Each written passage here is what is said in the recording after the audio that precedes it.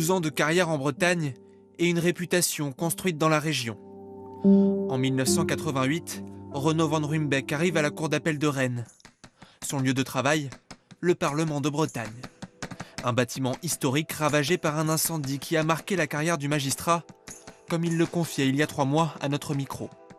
Ma génération a pu travailler, a eu la chance de travailler dans des lieux comme ça, voilà, qui sont impressionnants, qui sont porteurs d'histoire, qui vous ramènent à ce que vous êtes, c'est-à-dire pas grand-chose.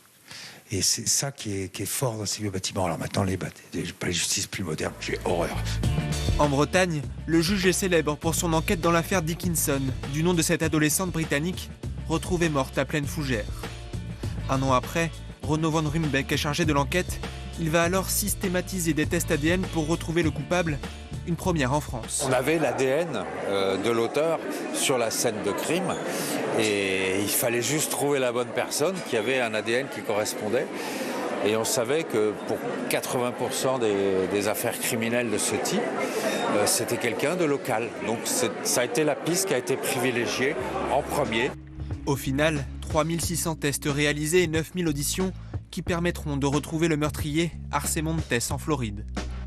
En 2000, Renaud van Ruymbeck quitte Rennes pour rejoindre Paris avant de retrouver la Bretagne 19 ans plus tard pour passer sa retraite. Aujourd'hui, le ministre de la Justice lui rend hommage. La France perd un grand magistrat et la justice un immense serviteur.